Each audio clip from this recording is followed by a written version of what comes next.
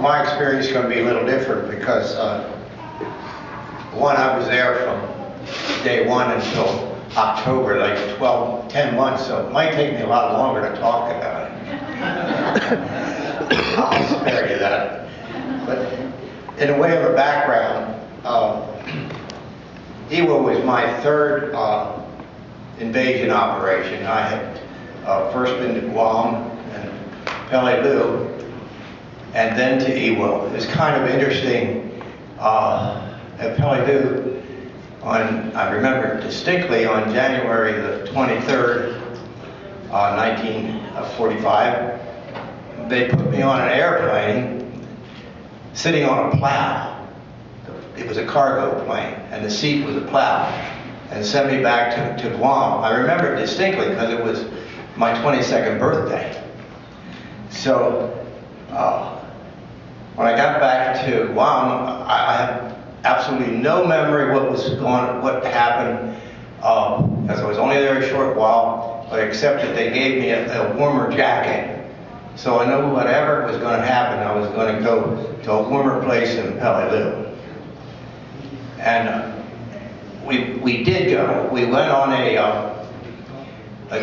you could call it a ship if you want, but it was like a big yacht. It was only about 100 feet long. We went to Iwo Jima without convoy.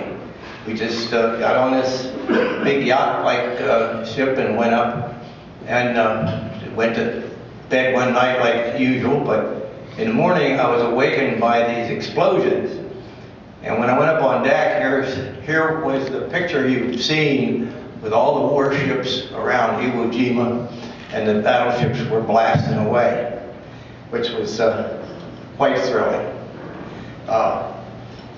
And then the thing I learned this morning was the beach that they sent us into was the one they deemed too dangerous for the Marines. I'm not quite sure about that, but it was Blue Beach, way up on the right-hand side there, and on the a little farther there was higher, almost like cliffs, and that came into play shortly after I was there, because the first day I remember that bullets started to splash all around us, and I think so now I know that cliff was within rifle range of where they put us off. But none of us, we just didn't get hit, lucky. Then one day they sent me out about 50 feet out into the ocean there to start a pump on a duck. A duck is a truck, for those who don't know. A duck is a truck that floats. And one of those riflemen, or more than one, found my range again, and the water started splashing. I thought they were throwing pebbles from the beach until one of them came through the side of the duck. So I got back off of there in a hurry, and to get there I had to climb up over a ship, the side of a ship. It was a Jap LST, and I could hear the bullets hitting the side of this ship. So I'm beginning to think that there was an angel that held his wings out behind me so that I could come here and tell you this story, because as many of those rifle bullets that came in my direction, none of them ever hit. So our mission there was to try to build some kind of harbor facility so that we could bring supplies in better than bringing them in with LSTs and the smaller craft. But we pretty soon, we kept trying to see how deep the sand was there at Blue Beach, and it was really too deep to do much harbor building. But while we were there, we built a Quonset hut up on the ridge, and there was, in my opinion, it was the first Quonset hut on Iwo Jima, and it was going to be our mess hall, because the day it was finished today, and the next morning at dawn, there was a huge explosion on the other side. As some people tell me it was a munitions dump, but I was told that it was a dynamite and TNT that was stored there. And that munitions dump just crushed that Quonset hut. And but in the process of crushing the Quonset hut, the explosion went up over me. Sent some of the people on the other side of me back somewhere. I never saw them again. But there was that angel again. And this time it was shaped like a Quonset hut. So we gave up on that side of the island and went over to the other side.